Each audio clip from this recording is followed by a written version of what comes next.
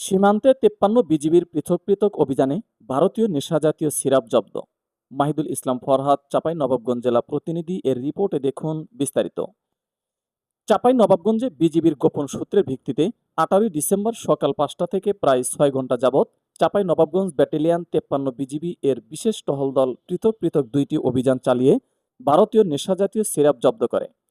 Chapainawabganj battalion ৫৩ বিজিবির অধীনস্থ মাসুদপুর বিওপির একটি বিশেষ টহল দল শিবগঞ্জ থানাধীন মনাকষা ইউনিয়নের ঠোঁটাপাড়া গ্রামে অভিযান চালিয়ে ২৭৮ বোতল ভারতীয় নেশাজাতীয় চকোপ্লাস সিরাপ জব্দ করে এবং মনাকষা বিওপির একটি বিশেষ টহল দল শিবগঞ্জ থানাধীন মনাকষা ইউনিয়নের পারচৌকা গ্রামে অভিযান চালিয়ে ভারতীয় ১৫৯ বোতল নেশাজাতীয় স্কাপ সিরাপ জব্দ করে, যার মোট বাজার মূল্য আনুমানিক ২ লক্ষ টাকা।